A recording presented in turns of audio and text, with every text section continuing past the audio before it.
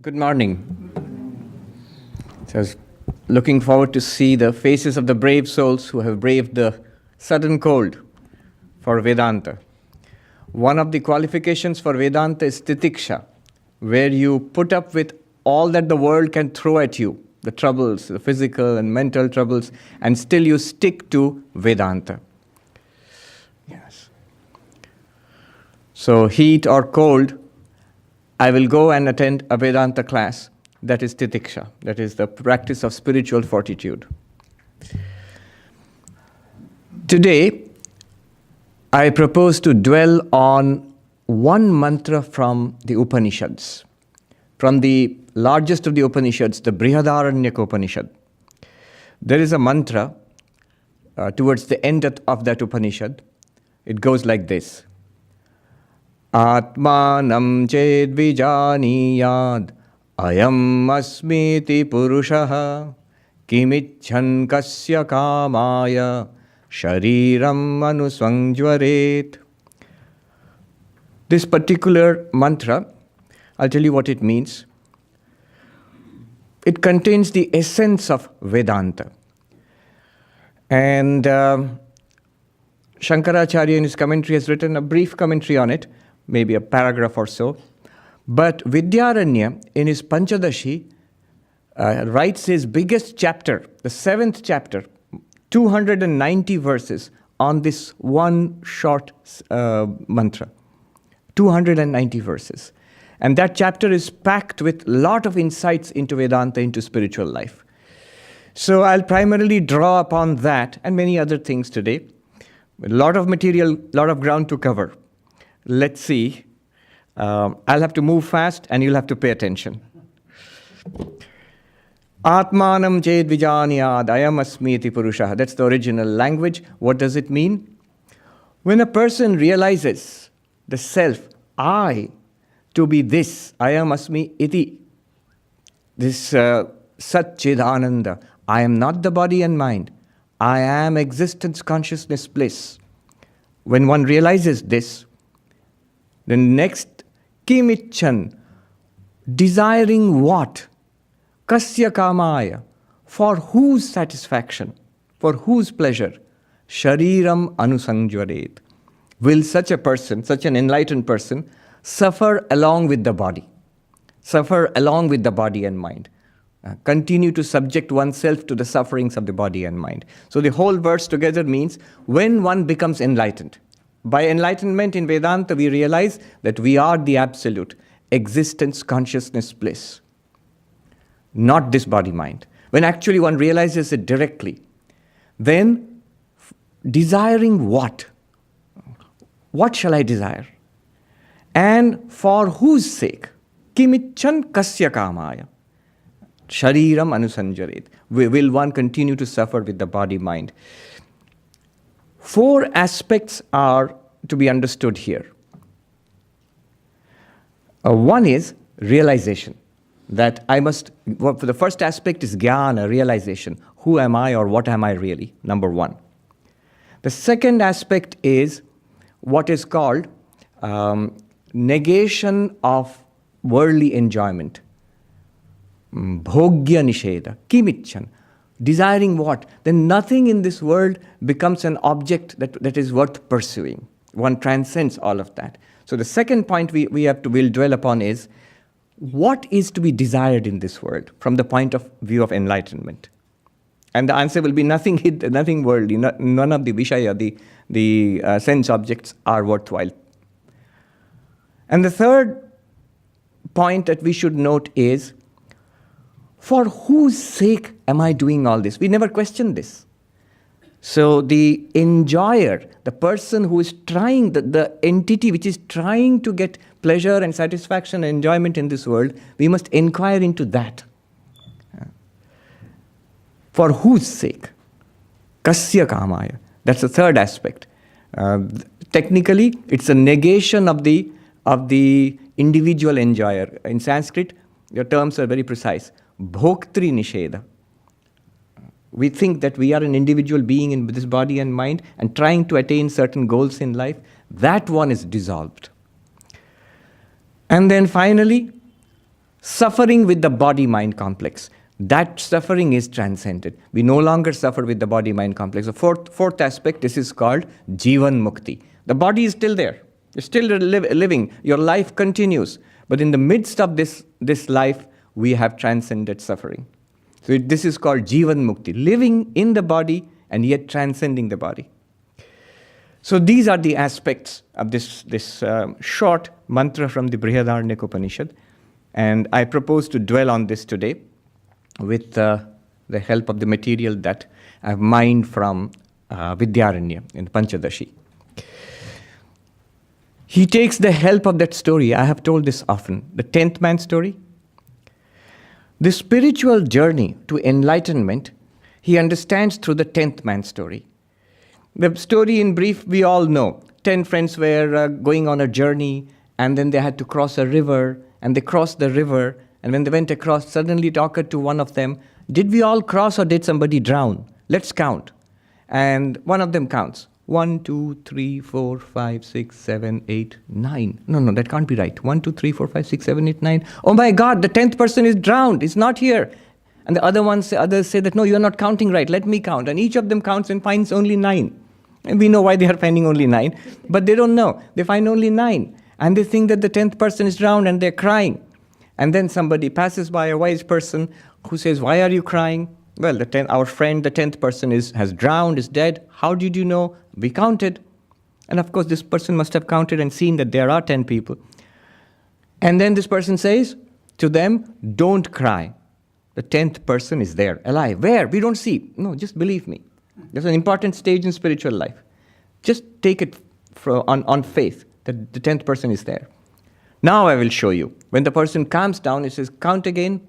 1, 2, 3, 4, 5, 6, 7, 8, 9. I told you there are 9. And this wise man takes this man's hand, the one who was counting, and turns it towards himself and says, thou art the 10th. Dashamas Tvamasi, thou art the 10th. And this man realizes that, oh, I am the 10th. My God, the 10th person has been found. And so happy and delighted. And others say, let me try it. And they also find 1, 2, 3, 4, 5, 6, 7, 8, 9, 10. Oh my God, the 10th person is found and everybody is happy. All right, this is the story. Now, here, if you look closely, the 7 stages of spiritual life, according to Vedanta, they are all there. What are the 7 stages?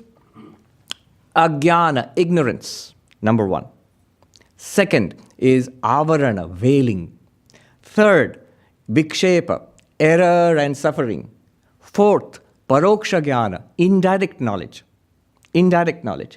Fifth, aparoksha jnana, direct knowledge, enlightenment. Sixth, dukkha nivritti, transcendence of suffering. Seventh, ananda prapti or tripti prapti, attainment of bliss, the great bliss which is the subject of this morning's talk. So 7 stages. Let's look at the story. First of all, there is ignorance. The person doesn't know that he has to count himself. So that is the root of all of this, ignorance.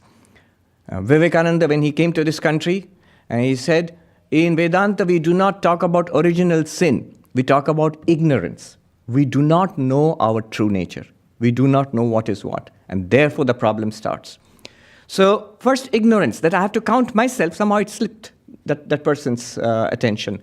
Ignorance. And the second problem comes from there is avarana, veiling. Veiling is of the nature, I don't see the 10th person. It's veiled. Where is the 10th person? It's hidden from me. The second stage. And in the same way, in our life, Atman, God, Brahman, immortal soul, I don't see it. Where?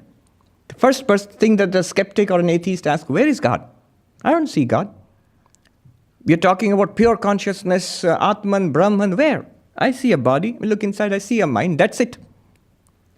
So it's veiled for us. It's there, just like the 10th person, but veiled for us. The thinnest of veils, but very powerful nevertheless. So the second stage in our spiritual journey is our reality is veiled for us. Just like the 10th person, he says, 10th person is not there. I can't see the 10th person. I can't experience God or Brahman or Atman. Second. Third, vikshepa, error. From this comes error. What happened in the story? 10th person is drowned. You see? Can't see the 10th person. So the next immediate conclusion is 10th person is drowned. And sorrow and wailing, oh, our poor friend, how he drowned, and then what sufferings that person must have had while drowning, and we shall never see him again, and 10th person is drowned. Exactly like that, we fall into error. I, the so-called pure consciousness, Atman or Brahman, not seen, second stage. Third stage, I am the body-mind. Because what is seen? What is experienced? The body is experienced, the mind is experienced, and the world is experienced. And hence, I am the body-mind, I am this little individual interacting with other little individuals in this world called Jiva. Jiva is an individual being, sentient being. I am interacting with them, trying to make the best of my life, trying to overcome suffering. From our childhood till now and till our death, the whole struggle is somehow to overcome suffering and try to find some kind of joy, peace, bliss, satisfaction. We engage in various projects for that. And so suffering. That is the third stage, vikshepa, error and suffering. In our case, it is called samsara. Samsara, this whole project of living. You might say, no, it's not all suffering. There's some fun in that also. I was reading George Orwell. He said, most of us, we manage to have a fair bit of fun in our lives, but on the whole, on the balance, life is suffering. Except for, he says, except for the very young or the very foolish. On the balance, life is suffering, George Orwell says. And another person, I forget, a writer here in the United States. He says, she writes, the statistics tell us 1 out of 4 persons in our country is suffering from some kind of mental illness. So if the three of your best friends are all right, then it must be you. On the balance, George Orwell says, life is suffering. That is the third stage. We have this endless strife and striving and suffering. Then the fourth stage comes. The wise person comes and tells this, does not reveal the 10th person. First of all, what does the wise person say? Relax, calm down, believe me that the 10th person is there. Where? We don't see. Wait, I'll show you. But take it on faith. So, the guru comes along, the spiritual teacher comes along, the spiritual traditions of the book. You read the books of the different great spiritual traditions of humanity, and you see that there is a possibility. There is a possibility of overcoming suffering. There is God or heaven, or the Buddha will not talk about God and heaven, but the Buddha will say life is suffering, there's a cause of suffering, but the third noble truth, there is something beyond suffering, nirvana. Something is there. Nirvana, moksha, salvation. Something is there beyond suffering. Where? I don't get it. Wait. Believe it. Accept it. Think about it now. Dwell with that for the time being. You'll get it. We'll show you directly. You will experience it directly. But for the time being, take it on faith. Why should I take it on faith? You take so many things on faith. When you go to the classroom in Columbia University, maybe mathematics or physics or something, or computer science, you don't go in there thinking that the professor must be lying to me and the textbooks are full of lies. No. You take it on faith that I don't get it yet, I don't understand it yet, but if I persevere, I will understand. If I listen to this guy, the teacher, or read these books, I will think about it, I will get it in time. So that kind of faith. That's all that we are asking for. Take it on faith that this possibility is there. The possibility of overcoming suffering is there. What stage was that? Stage 4. This is called paroksha jnana. And the knowledge you get by reading a book, by listening to this talk in Vedanta Society. Okay, we have been told that I am the absolute existence, consciousness, bliss. I don't even know if I can spell that properly, but I must be. He says so, so I guess it must be so. One Swami in the Himalayas, he was questioned, why should we believe this? And he said, why do you believe that these are your parents, that's your mother? Well, there are records. The hospital record shows that. And he says, well, are the hospital records even better than the Upanishads and the Gita and all the great scriptures of humanity? He says, no, but the nurse saw this. The nurse saw that my mother gave birth to me. And the Swami said, it works very nicely in Hindi. हम बोल रहे हैं तुम ब्रह्म हो, हम क्या nurse से भी गए गुजरे हैं? I am telling, so the nurse tells you that this is your mother. I am telling you that you are Brahman. Am I worse than the nurse? Am I less believable? So take it on faith that there is this reality. This is called paroksha jnana, which you get from a book, which you get from classes and from teachers and so on, from your spiritual tradition, religious tradition. And then comes the final realization, the fifth stage, where the teacher tells you, when the person turns his hand around and thou art the 10th, and with a process, a spiritual process, in Vedanta we undergo various techniques. The method of the seer and the seen. We have often discussed this, Drig Drishya Viveka. The method of the 5 sheets. The method of the 3 states, waking, dreaming, and deep sleep. By this analysis, by these kinds of philosophical analysis, we are made to appreciate, actually, I am the witness of the 5 sheets. I am not this body made of 5 sheets. I am the witness consciousness here. Or I am the witness of the waking and the dreaming and the deep sleep. I am the consciousness which illumines all of them. I am free of them. They come and go. Or I am the seer, the experiencer. Clearly, I am not the experienced object. So the body and the mind are all experienced. And therefore, I am the direct experiencer of this mind and body. And so on. And by this process, along with a lot of other spiritual practices, I don't get it. What are you saying? Oh, you don't get it? All right. In that case, sit straight. Breathe in this way. Meditate on Om in your heart. I'm feeling sleepy if I try to do that. Okay, feeling sleepy. In that case, open your eyes. Don't close your eyes. Here is a picture. Here is an icon. Here are flowers. Here is a mantra to be chanted. Chant it loudly so that you don't fall asleep. I find this boring. You find this boring? Then go out. Here are homeless people. You go and help them without taking anything in return for for your services. Karma yoga, upasana, worship, bhakti yoga, meditation, Raja Yoga.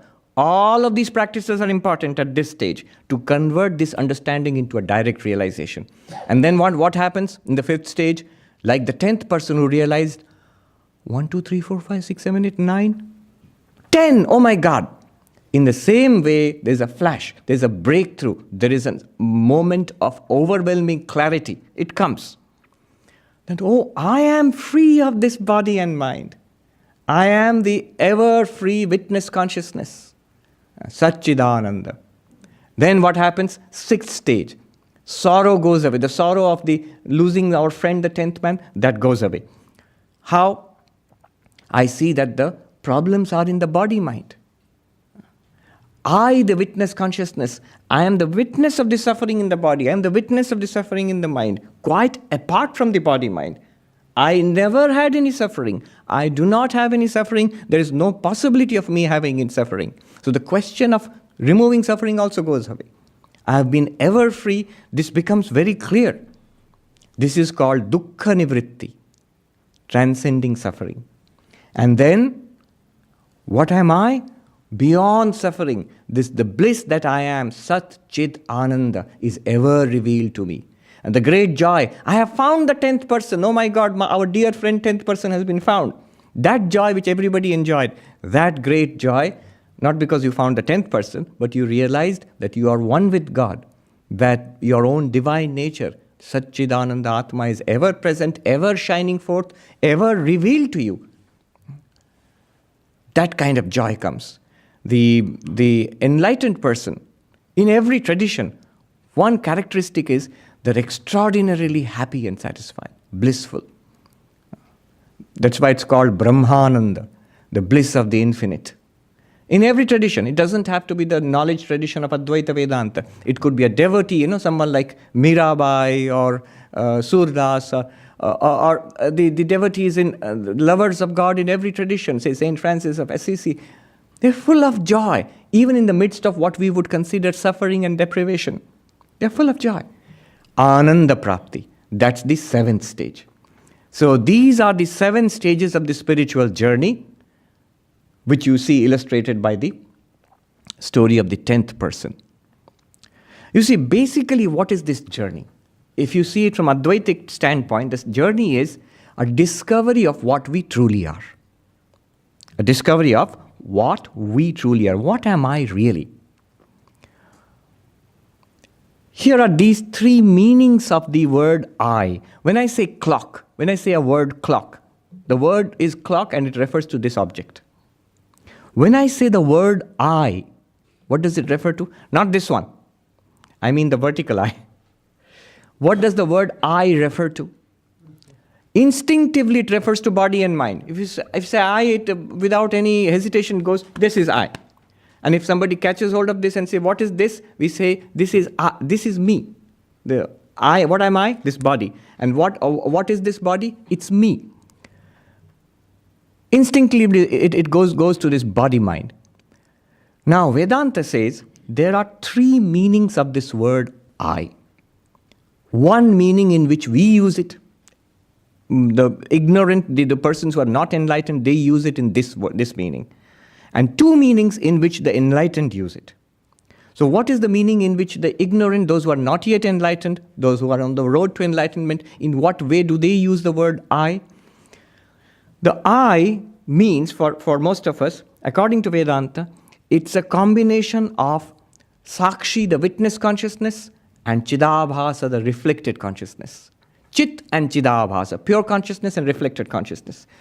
What do these terms mean? First of all, the reflected consciousness, what it means is, right now, we are sitting and listening. If I ask you, are you aware? You ask yourself, am I aware? And the answer will come from inside. Yes, I'm aware. It could be I'm aware of the Swami speaking, if you're paying attention. It could be I'm aware of how long is this going to last, if you're not paying so much attention. It could be that I'm aware of my dream, if you're completely out of it and sleeping. If you're dropping off to sleep, you are in your dream world, but you are aware.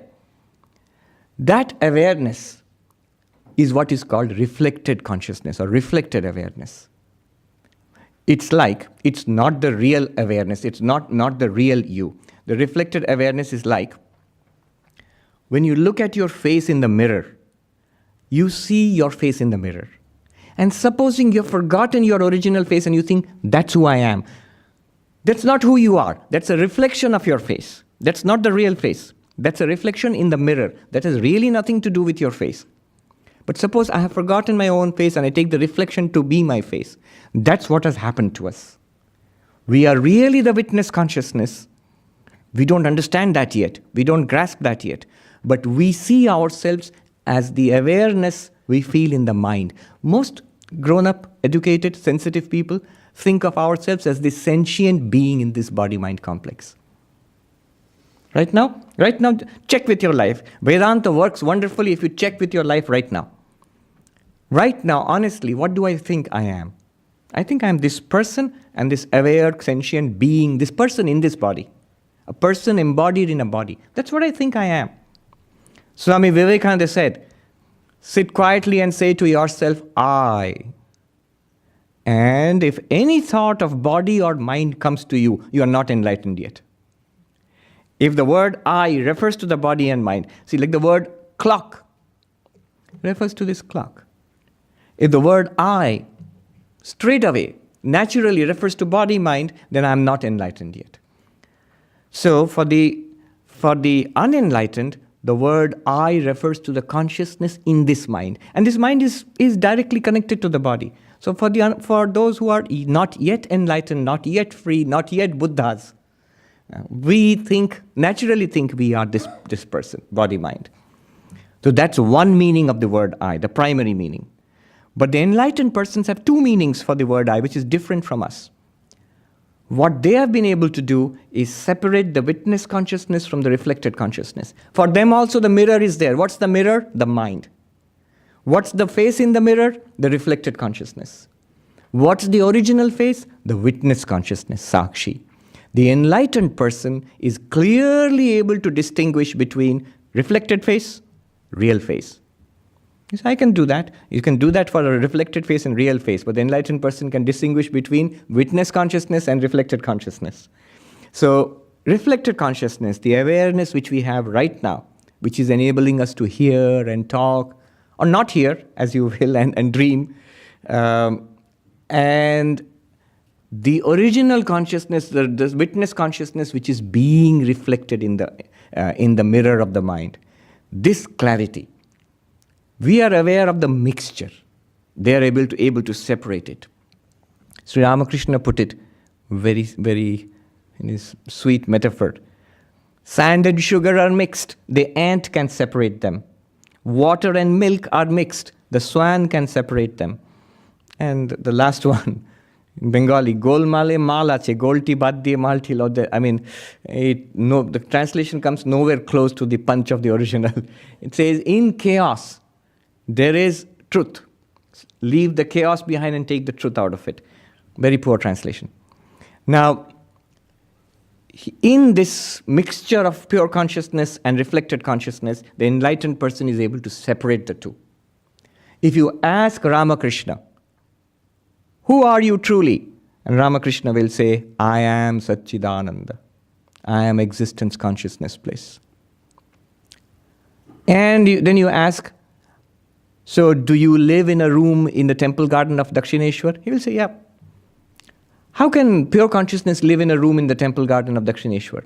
Are you a priest of the Divine Mother Kali? He'll say, yes. How can pure consciousness be a priest of Divine Mother Kali or anything else? And if you say that, do you have a beard? He will say, yes, I have a beard. How can pure consciousness have a beard? The enlightened person uses the word I in two senses. One clearly as the real Satchidananda, I am Brahman, where with full honesty and conviction, he can claim, Chidananda Rupaha Shivoham Shivoham. I am of the nature of bliss and consciousness. I am Shiva, I am Shiva. Can claim, honestly. Can also claim that I have a beard and I live in the temple garden of Dakshineshwar and I'm a priest of Kali. What is he talking about then? The reflected consciousness. The awareness in that particular body-mind. Clearly I am not that. It's the face in the mirror. But I am also aware of that.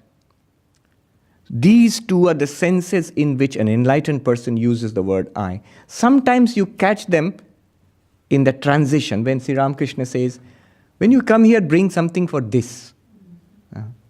This will be worshipped one day in households. You know, the picture of this, when you looked at this picture. Referring to the body-mind, we normally do not refer to ourselves as this.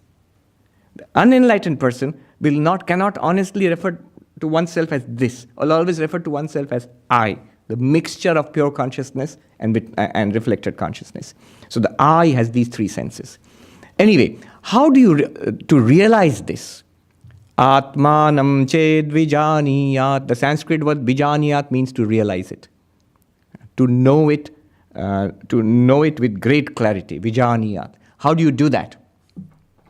Vedanta says, you see, we always hear Shravana, Manana, Nididhyasana. Hear these truths, think about them, meditate upon them. Here is an insight. I'll share this quickly with you.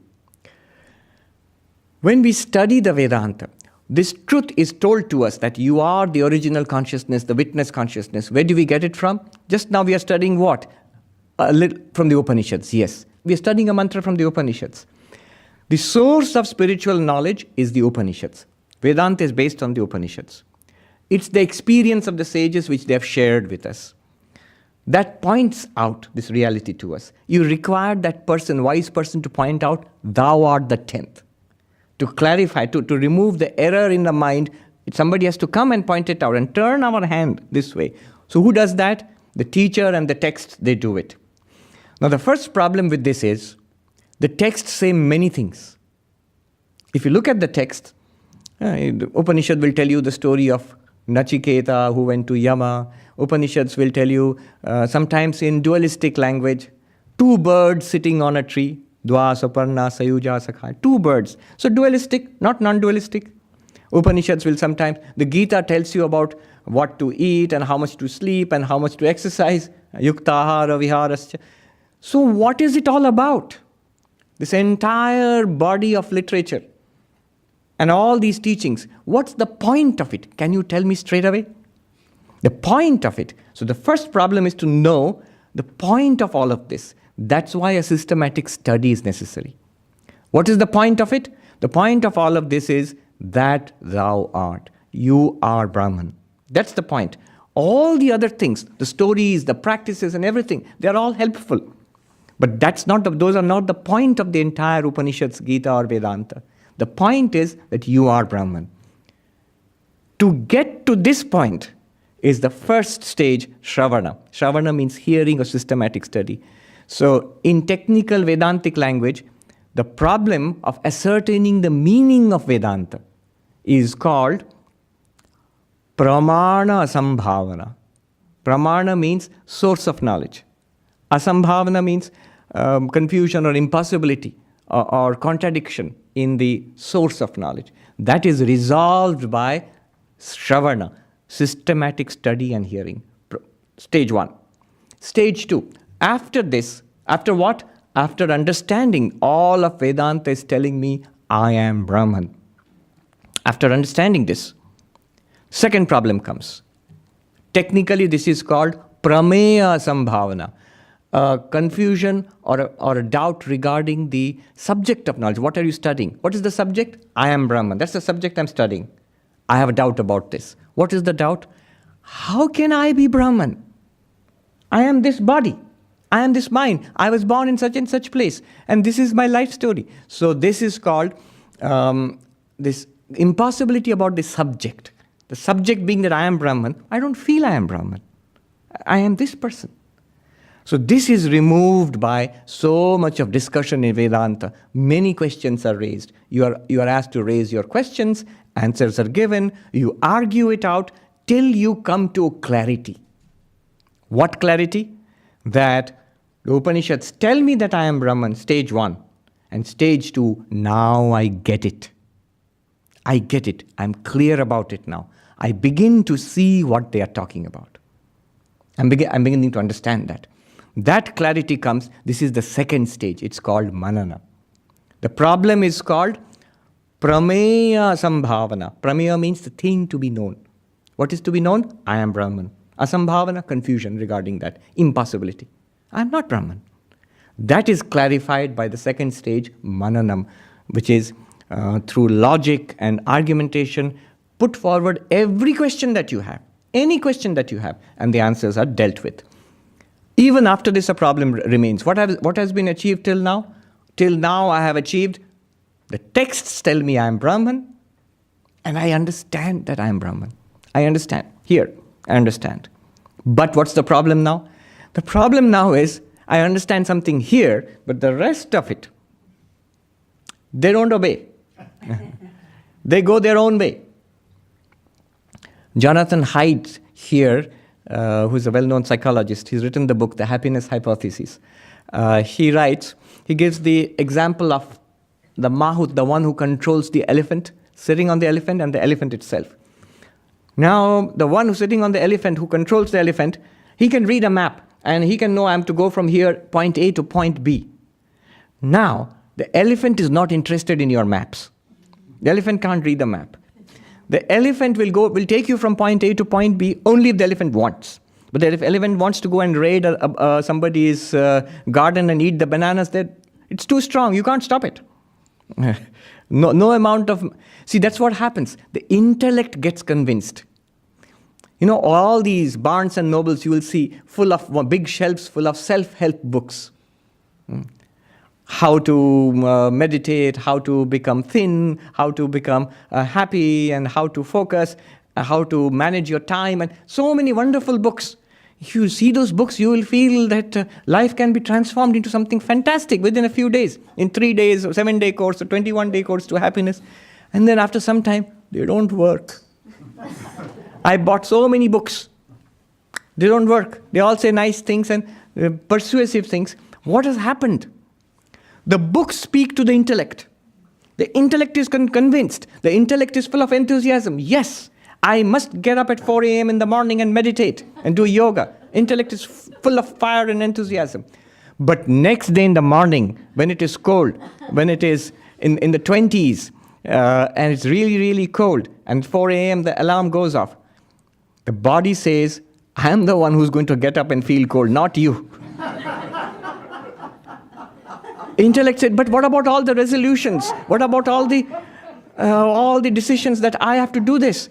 The body says, those were your resolutions. Did you ask me? I like sleeping.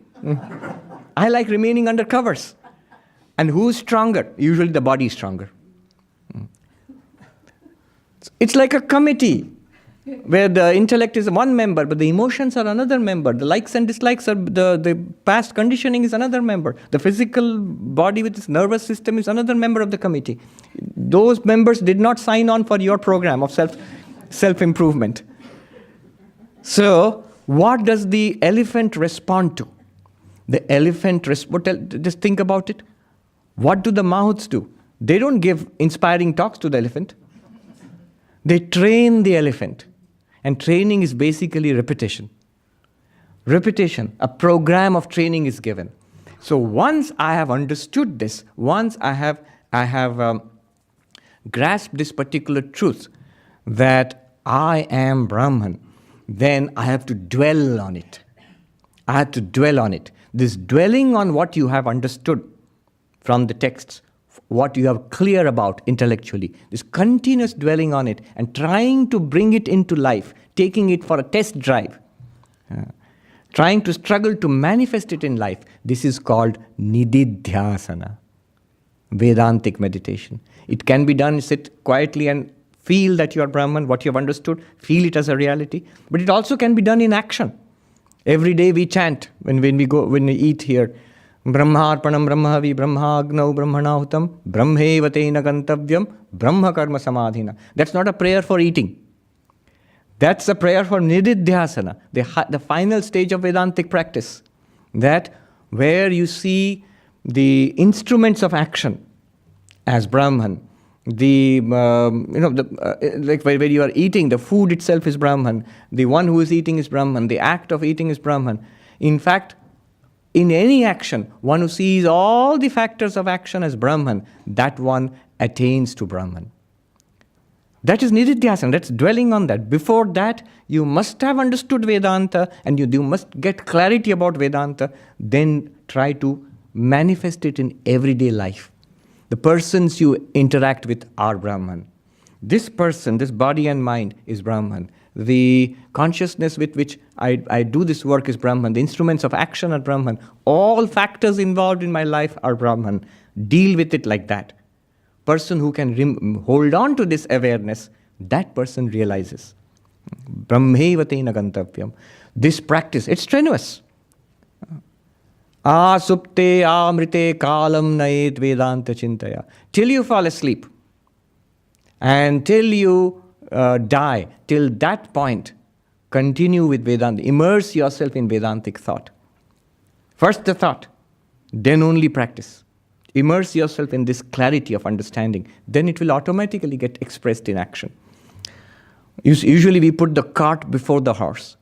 Swami, I understood, I listened to your talk, but it doesn't work in real life. What you're trying to do is, I think I'm body and mind, but I'll try to behave like I'm Brahman. No. First, you must be clear about how you are Brahman. Then only try to behave like you are Brahman in the world of action. So this is the vijaniyat, when you realize yourself. How do you realize? Shravana, manana, nididhyasana. This third part, nididhyasana, removes a problem. Technical name, viparita bhavana. Viparita bhavana means opposite tendency. Life after life, we have conditioned ourselves to behave as if we are this body-mind. So even when clarity comes into the mind that I am the witness consciousness, I tend to behave as a body-mind. That tendency has to be reversed by dwelling on it, nididhyasana. 3 problems, 3 practices. First problem, this is pramana sambhavana. I don't know what the texts mean. So shravana, study and listen again and again and again till you get a clarity about the text, the teaching. Now you know what the teaching says. Second problem, that prameya asambhavana. I know the texts tell me I'm Brahman, but I don't get it. How am I Brahman? What is Brahman and how am I Brahman? So that is resolved by mananam, the second practice. And third is, even after attaining clarity that I am Brahman, now I know that the Upanishads teach I am Brahman, I am clear about it, I've got clarity that I am Brahman, but I can't put it into practice in life. The elephant still tends to go its own way. So the training, the drilling into it, Vivekananda says, tell yourself again and again, I am that, till it tingles with every drop of your blood. That is nididhyasana. That's the final stage, viparita bhavana. Opposite tendencies are erased by this understanding. Realization. This is realization. Vijaniyat. Atmanam ched vijaniyat. Then what comes? Kimichan. Desiring what? I'm not even halfway through my talk, and the time is almost up. No, but we'll go on a little more. Kimichan. Desiring what? What do you desire in life? Power, sense pleasures, power, learning, status. What do we desire in life? Kimichan, desiring what do we lead our lives? Here, consider for a moment, from the enlightened person's point of view, of course, but even now we can see all our efforts till now to overcome suffering and to be happy. What have they yielded at this moment? Some of us, the little children here, you've lived 9 years or 10 years or 11 years. The senior citizens, I know Bill has lived 94 years. So till now, all our lives spent in this project, what do we have to show for it? Are we happy? Have we attained something permanent?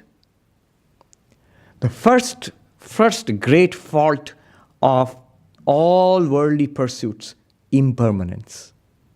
It comes and goes. Flash in the pan. Any sense pleasure, for example, is very impermanent. And somebody said, cookie, chocolate chip cookie, or something like that, whatever you want to, your favorite food. Put it on your, 2 seconds on the lips and 20 years on the hips, somebody said. You have to work so hard at Pilates to get rid of that extra fat. But the pleasure you get out of it, few seconds only. So, impermanent. Every joy. Sense pleasures, very much impermanent. And then all other pleasures also. Even the things that we cultivate in art and science, after 10 years, 20 years, there are other people who exceed you. You yourself begin to lose those capacities. Whether it's music or art or writing or science. One mathematician told me at a university that I feel so depressed at seeing my seniors. We are so inspired by them. But mathematics, pure mathematics, is a young person's game. And these people who are our seniors in the 60s and 70s, they still think they can do cutting edge work because that's what they've been pursuing all their life. And they write, but we know that they're writing trash. But it's so sad.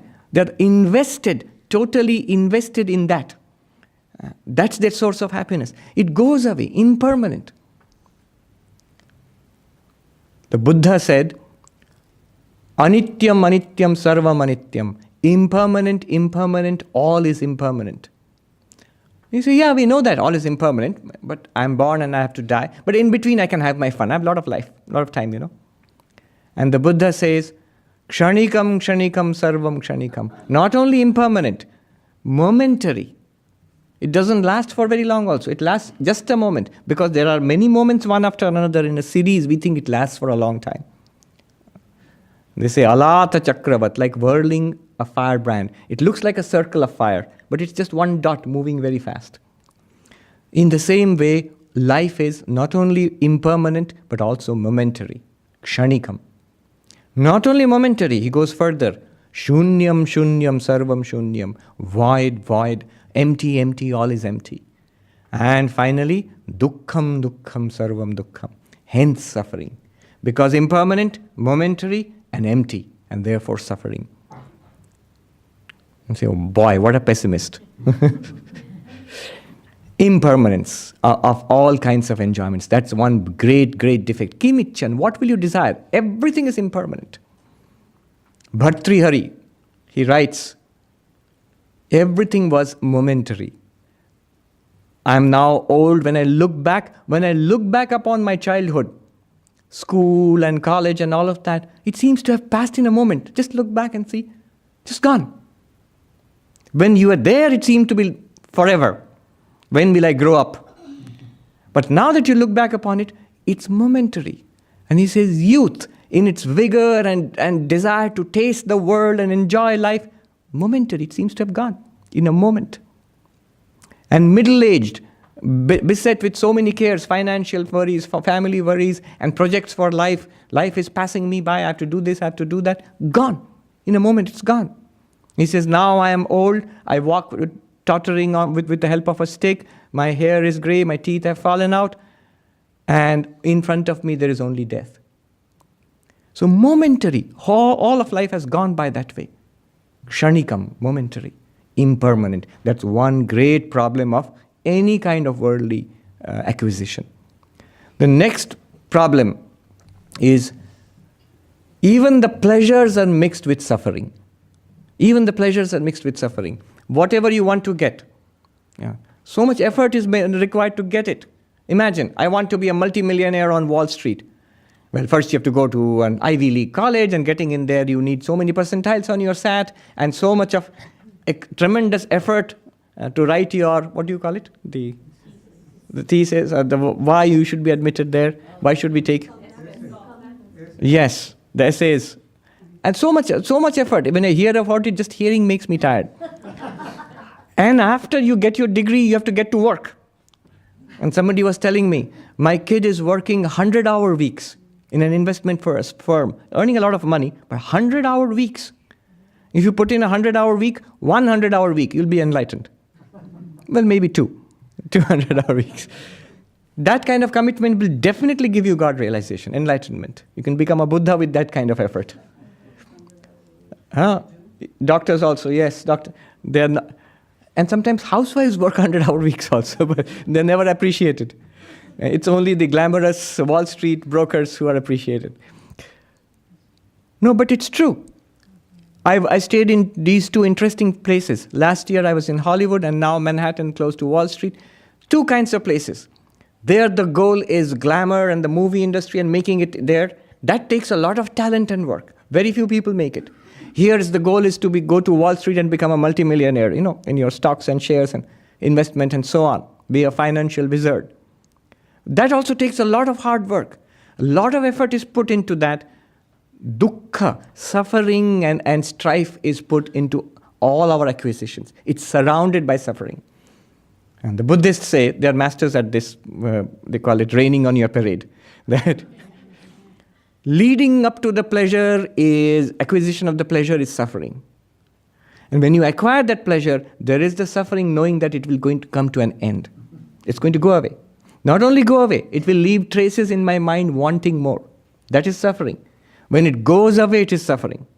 And the traces it has left, the addiction for more and more and more variety, that is suffering. Pleasure is surrounded by suffering. The thesis is, life is suffering and pleasure is disguised suffering. Is suffering in mufti. So, the second great problem with worldly pleasures is it's surrounded by suffering. Second. The third one is, it is unsatisfying. It is deeply unsatisfying. As I said, all of us, we've been trying to be happy with all these projects in life. And how many of us can claim after 20, 30, 40, 50, 60 years of trying, at this moment, right now, sitting here, can I claim that I have achieved it? Nobody. But there is a class of people who can claim that. And that class is the people who are spiritual, who are enlightened. They can claim satisfaction. The great bliss which we are talking about, that's coming next. So, kimichan, desiring what? And the fourth great, and the greatest of it, problem with worldly satisfaction is, Advaita Vedanta says, mithya. They are not real. They are not real. That's the deepest fault. In the Isha Upanishad, one of the greatest Upanishads, at the end it says, the famous mantra, the first mantra, Ishavasyam idam sarvam yatkincha jagatyam jagat. Everything in the world is to be covered with God. Covered with God means you have to discover God in everything. Tena tyaktena bhunjita. Live your life based on this renunciation, holding on to God and renouncing the quest for worldly pleasures. Ma gridha kasyas vidhanam. Do not covet anybody else's wealth. It's a literal translation. What it means is, all your joy should be in God or in spirituality, not in worldly pursuits. That's the first meaning, the first layer. The second layer of the meaning, do not covet anybody's wealth or any wealth. The second layer is, Shankaracharya comments, the deeper meaning is, what wealth is there to covet? What is there actually in the world to covet? Because it's not real. If there was something real apart from that Satchidananda, the absolute, then you could say, I want that. I want to add that to myself. But there is no such thing.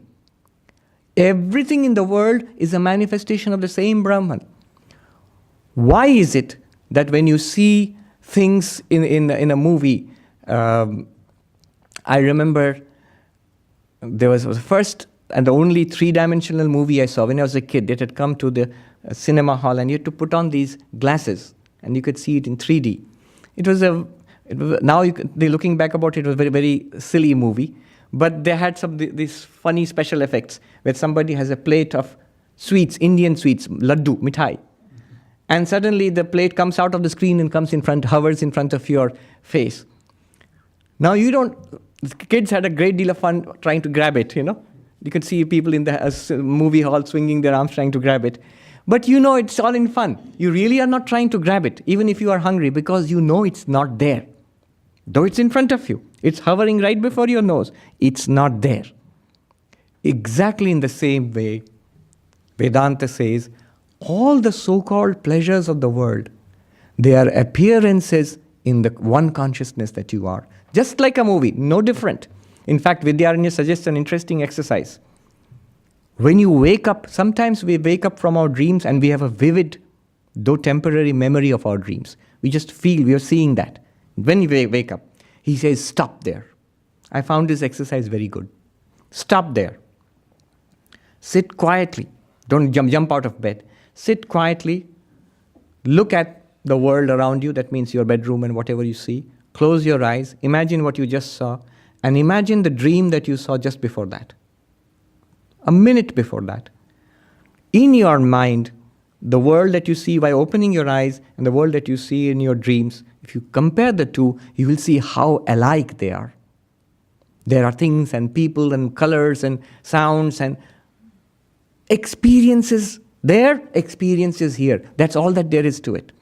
If you open your eyes, the sense impressions are so vivid, they will make you feel this world is real. That was a dream. But if you see this and then close, like taking a picture, and then close your eyes and imagine what you saw, and then remember what you saw in the dream and bring them close together, you will see how dream-like this worldly experience is. Right after a vivid dream. It's a very powerful technique. I found it useful. The Holy Mother said once to Swami Arupananda, my child, this world is also a dream. And he protested. He said, no, this is stable. Every night we go into a different dream, but we wake up into the same world. So this can't be a dream. She didn't give any Vedantic talk or argument. She just laughed. She said, even so, my child, this is nothing more than a dream. This waking world. So the fourth great problem with worldly desires is that it is dream-like, mithya, an appearance, a false. It's not a reality. It's an appearance and arising within our awareness, just like watching a movie. So fourth, what were the first three? Somebody has screwed up the face trying to remember. He told us the first three. What were the three problems with worldly enjoyment? One is temporary. Yes, it's temporary. The second one is it's temporary and momentary are the same thing. The first one. It is anityam. The second one is suffering. It is pervaded all through by suffering. It's mixed. It's like a sweet, your favorite cookie, but mixed with poison. Even a little bit of poison. That spoils the fun for the whole thing. And the third problem is that unsatisfactory. Nothing yet. We haven't learned our lesson. We keep pursuing the same thing. Somebody said the definition of insanity is if you keep doing the same thing and expect different results. That's the very definition of insanity. So we keep doing that, trying to get happiness from these pursuits. And the last one, the greatest defect, but it's a very metaphysical and philosophical defect, that it's an appearance, it's false, it's not real out there. It's like trying to grab something from a movie and enjoy it. It's not there. Kimichan. And then even more, kasya kamaya. For whose sake? For whose sake are you doing this? I will not go into the depth of this discussion. There's a long discussion on this, but I'll briefly touch upon it.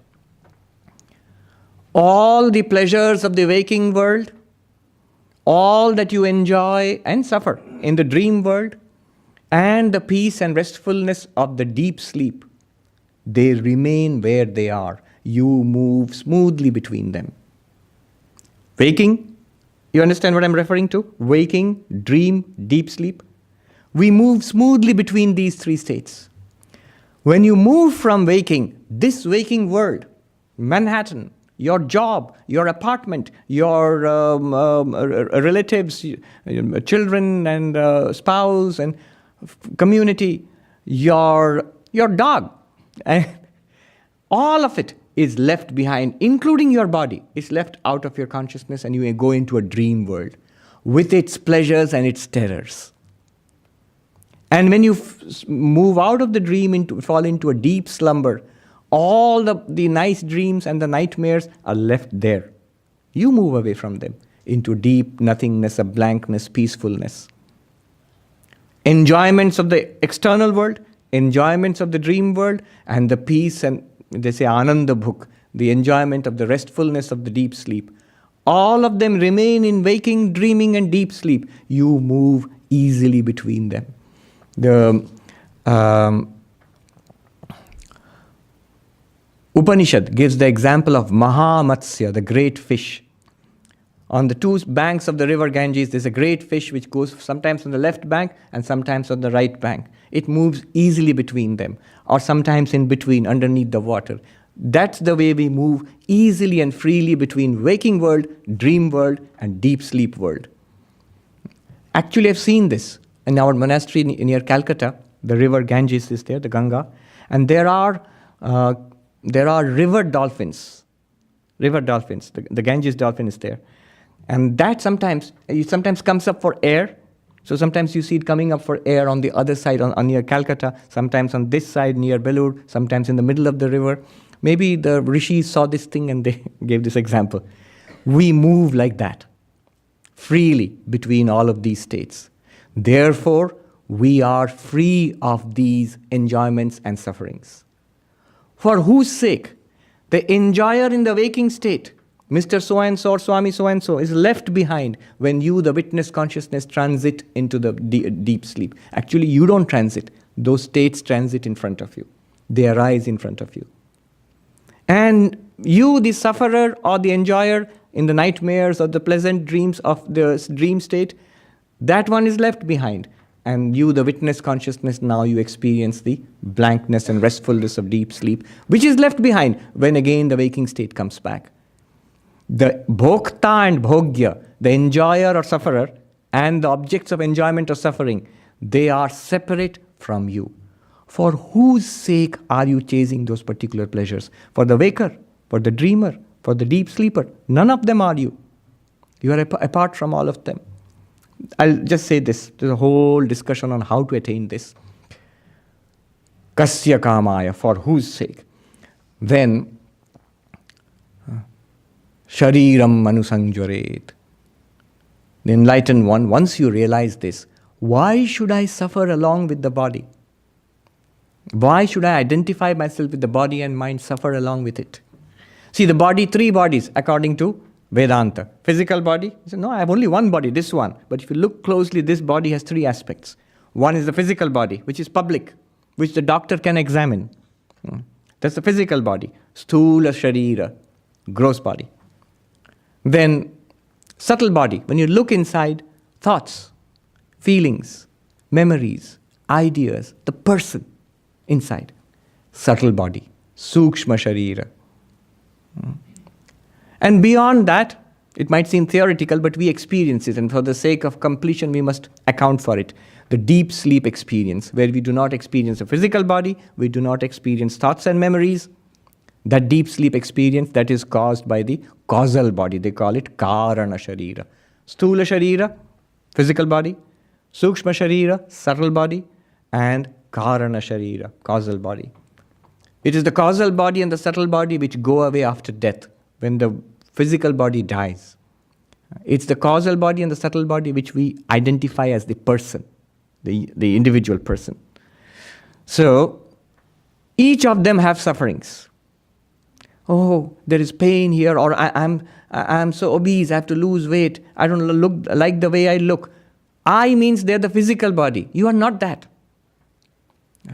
Yes, you can take steps and enroll in a gym to lose weight, but remember, the problem is in the physical body and is solved at the level of the physical body. You have nothing to do with it. Experiencing it does not make you the possessor of something. When I experience a table, I don't become a table. When I experience the cream or the yellow or the gray or something, I don't become cream or yellow or gray. Similarly, experiencing a body and its troubles does not make me the possessor of those troubles. That's the insight. Similarly, come to the subtle body. Desire, humiliation, anger, misery, depression, all the problems, not denying it. They are there, but they are there in the subtle body. You are the experiencer, the illuminator of all of that. Experiencing the misery of the subtle body, correct. Vedanta does not say that's wrong. But from there, when you jump to say, I am miserable, oh, I am so unhappy, Vedanta says wrong. You are the experiencer, the witness of the unhappiness in the mind. You are not unhappy. Think about that. In fact, when you do think about it, the unhappiness or the depression of the mind goes down. I could go on actually. I could take 1 more hour, I think. Don't worry, I won't.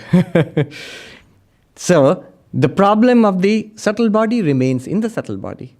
And the deep sleep, you'll say, deep sleep, there is no problem. The sick person is not sick in deep sleep. The miserable person is not miserable in deep sleep because we do not experience the sick body or the miserable mind in deep sleep. True, but all the seeds are there. They say bija avastha in Mandukya Upanishad, that the seed of all sufferings in waking and dreaming are there. Because when you wake up from deep sleep, you're still the same person with the same limitations and desires and problems. So that means in deep sleep, when I was not aware of the problems were still there in seed state. So deep sleep, the causal body has the problem of having everything in a potential seed state. None of them I am, though I experience all of them. I am free of all of them. They come and go in me, the unchanging awareness. This is called Shariram Anusangjaret. For what should I suffer with the 3 bodies and the threefold problems? I am the witness free of all of them. Moment I realize this, I transcend suffering. This is the 6th stage, that dukkha nivritti, transcending suffering. I realize that I always was beyond suffering. It is out of my own foolishness that I was hugging the physical body. I was hugging the subtle body. I was hugging the causal body and bringing their suffering onto me. This hugging it, in Sanskrit, in philosophy, it is called adhyasa, superimposition. I'm superimposing the whole deal upon me and my qualities of existence and reality upon them. So, why should I suffer along with them? The moment I'm free of this, simultaneously, the freedom and the joy of my own nature, Ananda Swarupa, becomes revealed to me. The great satisfaction. What I meant, the great bliss, the subject which we have today, we have just started the subject now, the great bliss. Now we are beginning to understand what the great bliss is. Once you reach that, why? Ask yourself, why is the enlightened person so happy?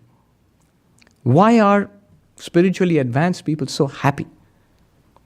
They're happy because they have the experience that my Brahman nature is ever revealed to me.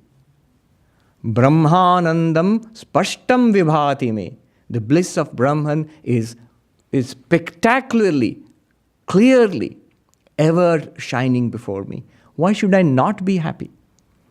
Compared to that person, there's a song which says, the people of the world sitting on the banks of an ocean of nectar, they die of thirst.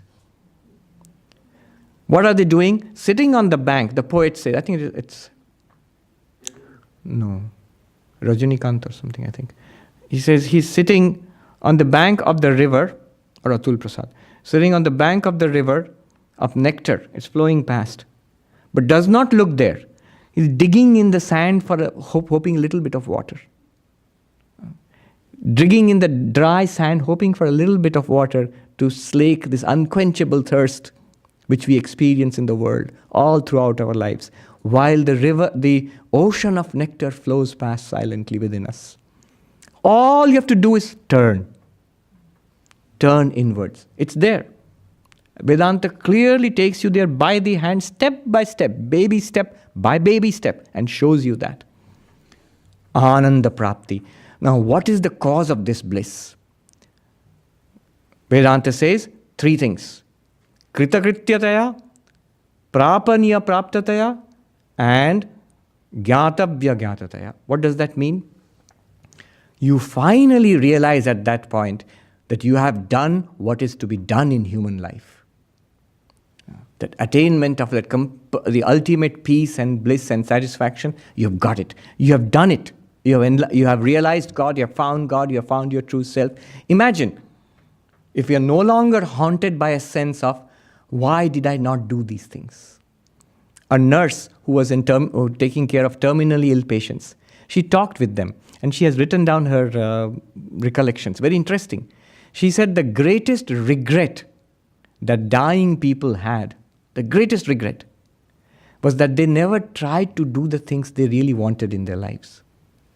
Now life is gone. They always had a dream of doing something or the other, which they could not get around to for some reason.